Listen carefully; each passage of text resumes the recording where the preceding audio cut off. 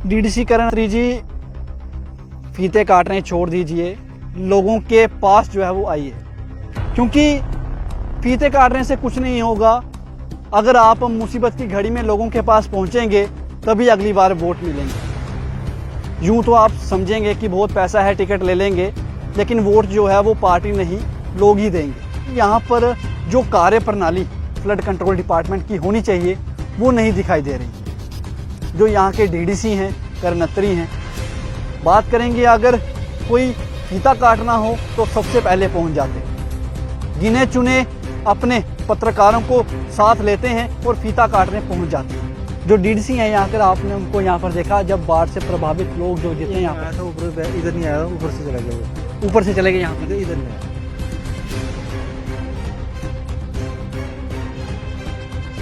प्रणाम जी, राम राम। जिस समय आप सभी बातें करते हैं कि बारिश नहीं हो रही है, बारिश नहीं हो रही है, जब बारिश होती है तो किस तरह से उसका प्रकोप पड़ता है वो आप सभी अब भली भांति जानेंगे। बाढ़ का प्रकोप इस तरह से कुछ गांव में पड़ा है कि लोग अपने अपने गांव से पलायन करने के लिए जो है वो निकल पड़े हैं। आपको बता दें, इस समय हम मौजूद हैं हरिया चक के पास पड़ते चक छब्बा में। यहाँ पर लोगों की ज़मीन जो है बाढ़ के चलते 2200 कनाल के तकरीबन ज़मीन जो है वो बह चुकी है। यहाँ पर आपको बता दें कि कठुआ में फ्लड कंट्रोल डिपार्टमेंट का दफ्तर है, सिर्फ नाम का ही दफ्तर है, क्योंकि यहाँ पर जो कार्य प्रणाली फ्लड कंट्रोल डिपार्टमेंट की होनी चाहिए वो नहीं दिखाई दे रही है। जो यहाँ के डीडीसी हैं, कर्मचारी हैं, बात करेंगे अगर कोई फीता काटना हो तो सबसे पहले पहुँच जाते हैं। गिने चुने अपने पत्रकारों को साथ लेते हैं और फीता काटने पहुँच जाते हैं। जब लोग जो हैं मुसीबत में हैं तब वो अपने घर में पंखे के नीचे, एसी के नीचे आराम की नींद जो है वो सो रहे हैं। लोगों से बात करेंगे, लोगों की ज़मीन जो है वो बह चुकी है और अभी लोग जो हैं वो मुसीबत में हैं। इसी मुसीबत की घड़ी में जो है समाज सेवी राकेश सरपंच जी जो हैं वो अपने पंचायत से बाहर आकर जो है अन्य पंचायतों में जा रहे हैं और जायज़ा ले रहे हैं, और कहीं ना कहीं जो मदद उनसे हो पा रही है वो कर रहे हैं। जो कि इनका काम नहीं है फिर भी ये कर रहे हैं। जिसका काम है वो एसी के नीचे जो है चैन की नींद सो रहे हैं। इनसे बात करेंगे। सरपंच साहब, आप यहाँ पर पहुँचे हैं, जो काम डीडीसी का होना चाहिए वो आप कर रहे हैं। किस तरह से देखते हैं, क्या फ़ायदा है ऐसे नुमाइंदों को जिताकर सामने लाने का जो मुसीबत की घड़ी में जो है वो काम ही ना आए? देखिए, बात ये है कि हमारे जहाँ 8-10 गांव ऐसे हैं जो पानी की चपेट में इस उच्च दरिया का, जहाँ से बांध टूटने से पूरी ज़मीन बह गई। आपको हमारे ज़िम्मेदारों ने बताया है कि काफ़ी ज़मीन 40-50 किले जो ज़मीन थी और एग्रीकल्चर ज़मीन थी, फसल लगी हुई थी धान की, वो सारी बह चुकी है। आपने देखा कि जहाँ पूरा जो खड्ड दरिया ये बन चुकी है, बंजर करीम जैसे बोला जाता है कि बंजर ज़मीन है, वो बन चुकी है। ज़मीन तो बह गई, अभी बारी है मकान की। पहले भी जब 10 दिन पहले जब बाढ़ आई थी उस वक्त हमारी आंखों के सामने एक हमारा गुज्जर भाई था जिसकी 14 सैकड़े स्लैब हमारे आंखों के सामने देखते देखते बह गई। बात ये है कि बहुत से लीडर भी हैं, एडमिनिस्ट्रेशन भी है, जहाँ पे चेयरमैन भी हैं और हमारे गवर्नर साहब भी हैं। तो जो हमारे एमपी हैं, पीएमओ जो दिल्ली में बैठे हुए हैं, उनको काफ़ी जहाँ से वोट मिला था और लोगों ने आंखें बंद करके वोट दिए थे। उस वक्त जो हमारे दूसरी पार्टी के लोग थे उन्होंने भी वोट दिए थे कि मोदी साहब को एक बार लाना है। बात यह है कि हम बातें करते हैं कठुआ में बैठ के, जम्मू में बैठ के, जहाँ के स्थानीय सरपंच और लोगों ने मिलके, जो हमारी मडीन तहसील और मडीन ब्लॉक से काफ़ी लोगों ने जहाँ पे आके सहयोग किया, और 2 पंचायतों के लोगों ने ट्रैक्टर, ट्रैली और क्रशर वालों की जो मशीनें थी उसका भी इस्तेमाल किया। और फ्लड कंट्रोल वालों ने बात कही कि हमारे पास 2 लाख रुपए हैं और एक मशीन हम भेज देंगे, उससे काम करवाना। बात कहने की ये है कि सिर्फ डिस्ट्रिक्ट कठुआ जो एडमिनिस्ट्रेशन है उनके पास सिर्फ 2 लाख रुपया है। 2 लाख तो एक जिम्मेदार, जहाँ एक बिजनेसमैन को कहेंगे हम कि 2 लाख रुपया जहाँ लगा दो कि आपकी ज़मीन जाएगी, आपका मकान चला जाएगा, वो भी 2 लाख लगा देगा। अगर नहीं होगा तो वो किसी उधार लेके लगाएगा, लेकिन लगाएगा अपने परिवार को बचाने के लिए। लेकिन डी साहब को मैं ये कहना चाहता हूं कि आपके पास पैसे नहीं है, टिपकम के पास पैसे नहीं है, हमारे जो पीएम, जो हमारे एमपी हैं, पीएमओ, उनके पास पैसे नहीं है, गवर्नर साहब के पास पैसे नहीं है कि 10 गांव पानी की चपेट में हैं, उनको बचाने के लिए जहां पे कोई नहीं आ रहा है, उनको देखने के लिए कोई नहीं आ रहा है। मैं आपको बता दूं कि जो दरिया है उसका बांध जहां से 1000 फुट दूर है, वो बांध टूटने के साथ ये पानी सारा इधर को गया हुआ है। अभी जो लोगों ने बांध बांधा है उससे पीछे जमीन में अभी जो बंद जो उन्होंने दिया है उसके पीछे दिया है। अगर लगातार बारिश होती है तो हमारे 8-10 गांव जो हैं वो बह जाएंगे, पाकिस्तान में चले जाएंगे। ज़मीन तो चली गई है, मुआवजे की बात छोड़ो, कम से कम उनको बचाने के लिए तो आओ।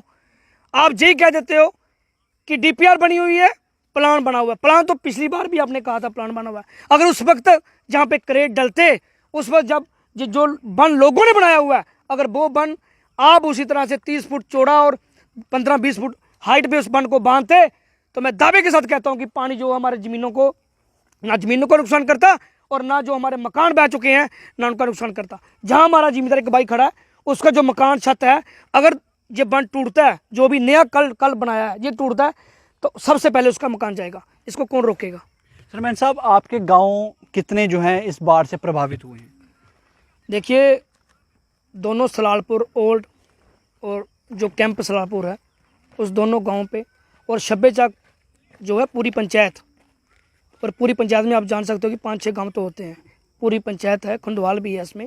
और इसके साथ साथ जो कोटपुर का एरिया आता है, दोली है, सोत्रे चक है, मकंदपुर है, ये सारे गांव जो हैं वो बह जाएंगे। सरपंच साहब, लगाकर चलें 15 से 20 गांव होंगे, तकरीबन इतने गांव हैं। एक गांव में कितनी आबादी होगी? देखो, एक गांव में आप लेके चलो कि किसी गांव में 100 घर भी है, किसी गांव में 150 घर भी है, तो आबादी की बात करें तो अगर 1000 बंदा एक गांव में हो, तो आप इस एरिए के, मैं ज़्यादा नहीं कह सकता, कि 15,000 17,000 जहाँ के जो लोग हैं, नुमाइंदे हैं, लेकिन उसको बचाने के लिए कोई नहीं आ रहा है। ये कम से कम इंसानियत के नाते आप राजनीति वोटों की छोड़ दो, पार्टियों को एक साइड पे कर दो, पार्टियों को छोड़ के सभी लीडर, सभी नेता जो अपने आप को नेता मानते हैं कि मैं लीडर हूँ, मैं लोगों को लीड करता हूँ, वो जहाँ पे आएँ और ये जो 2 पंचायतें हैं, चक शिबा और कोटबनू, इन पंचायतों की मदद करें, चाहे पैसे से करें, चाहे इन सभी लोगों को लेके धरने पे बैठें, जहाँ डिपकम के पास जाएं, और पैसा जहाँ लगेगा, पैसा जब बातें नहीं चलेंगी, जहाँ पैसा लगेगा, मैं सभी को कहता हूँ, चाहे वो सरपंच हो, चाहे बीडीसी डीडीसी हो, चाहे इनके चेयरमैन हो, चाहे हमारे जो एमपी हैं जिनको बहुत सारे वोट डाल के लोगों ने बनाया है, वो भी जहाँ पे आए कम से कम तरस खाएं इंसानियत के नाते कि लोगों को बचाना है, नहीं बनाना सब कुछ, लोगों ने ही मदद करनी है। तो फिर इस सरकार का, इस एडमिनिस्ट्रेशन का क्या फ़ायदा? हमारे साथ यहाँ पर कुछ और लोग भी मौजूद हैं, उनसे भी जानेंगे कि कितनी जो है उनको समस्याएं आ रही हैं। सर, आपकी कितनी ज़मीन जो है वो बह गई है? देखो, ये हमारे इलाके की ही ज़मीन है। मैं अक्सर सरपंच कोटबनू पंचायत तरसेम लाल शर्मा। देखो, कोई कम से कम भी 2000-2500 कनाल जो है वो ज़मीन जो है लोगों की बह गई है और फसल लगी हुई थी। देखो, लोगों के घर भी कुछ बह गए हैं, गुजरों के बेचारों के 3-4 घर बह गए हैं, और जो पानी की चपेट में काफ़ी घर आए हैं। 3-4 गांव जो हैं उनके बीच पानी जो है गया था, और अभी जो छोटा सा बांध लोगों ने मिलकर बनाया है, थोड़ा सा पैसा गवर्नमेंट ने भी दिया, स्पेशल फंड भी होते हैं, डीडीसी भी आए, उनको भी हमने यहीं तक भी बोला कि हमें पीएमओ जितेंद्र सिंह के साथ मिलाया जाए, जहाँ तो इधर जम्मू में आए हैं मिलाया जाए, नहीं तो हम दिल्ली भी जाने को तैयार हैं, क्योंकि हमने गांव बचाने हैं। लगभग जो है ब्लॉक दिवस भी किए जाते हैं। क्या फ़ायदा है ऐसे ब्लॉक दिवसों का कि जब डीसी साहब यहाँ पर आते हैं, आप उनको अपनी समस्याएं बताते हैं, फिर भी ऐसे मंजर जो है देखने को मिलते हैं? किस तरह से देखते हैं कितना फेल जो है प्रशासन रह रहा है? देखो, चाहे समस्या कुछ भी बताई जाए, उस पे काम किस पर भी काम कुछ नहीं हुआ है।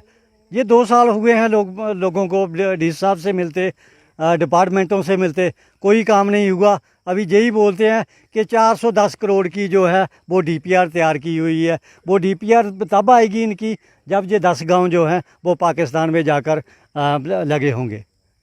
हमारे साथ यहाँ पर एक और शख्स हैं। सर, कितनी मुसीबत का सामना जो है वो करना बहुत मुसीबत है इधर।